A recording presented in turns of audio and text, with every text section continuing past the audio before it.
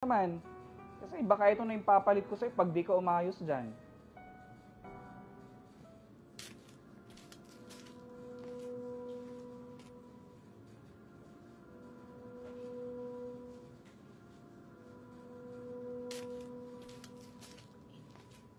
Ano ba to, JL? Ano po?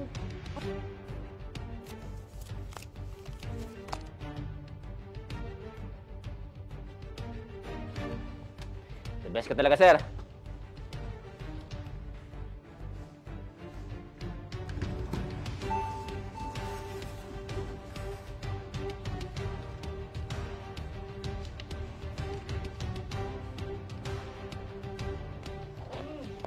Hala, sir!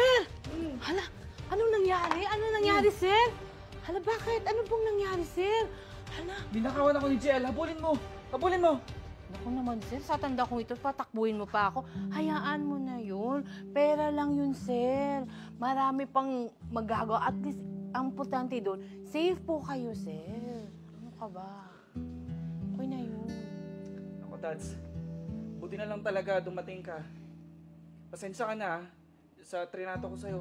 Tsaka yung nagtiwala ako sa JL na yun. Kaya nga, sir, dapat, huwag basta-basta magtiwala. Ako, 10 years na akong kilala mo ako dito sa kumpanya. Kaya wag na, hayaan mo na, sir.